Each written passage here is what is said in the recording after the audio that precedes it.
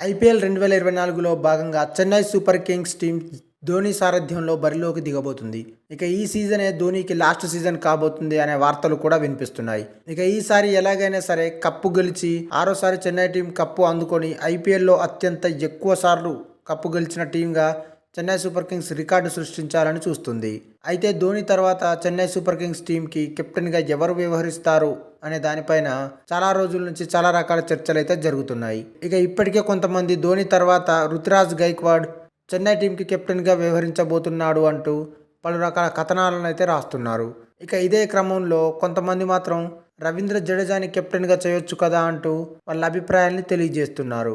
అయితే ఇంతకుముందు రవీంద్ర జడేజా కొన్ని మ్యాచ్లకు కెప్టెన్గా వ్యవహరించినప్పటికీ అతను ఏమాత్రం ప్రభావం చూపించలేకపోయాడు.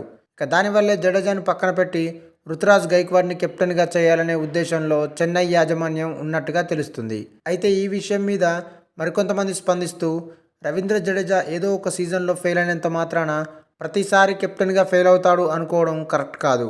కాబట్టి ఆయనకు మరొక ఛాన్స్ ఇచ్చి చూస్తే బాగుంటుందని వాళ్ళ అభిప్రాయాన్ని తెలియజేస్తున్నారు.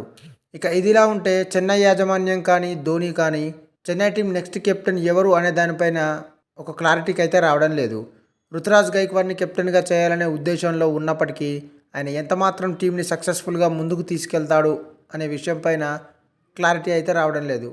ఇక ఈ విషయం మీద ఒక క్లారిటీ రావాలంటే ఈ సీజన్లోనే ధోని ఉన్నప్పుడే వీళ్ళను కొన్ని మ్యాచ్లకు కెప్టెన్లుగా వాళ్ళ చేత మ్యాచ్లను ఆడిస్తే ఎవరైతే టీంని బాగా లీడ్ చేస్తున్నారో వాళ్ళకి కెప్టెన్గా బాధ్యతలను అప్పగిస్తే బాగుంటుందని మరికొంతమంది మాజీ క్రికెటర్లు సైతం వాళ్ళ అభిప్రాయాల్ని తెలియజేస్తున్నారు.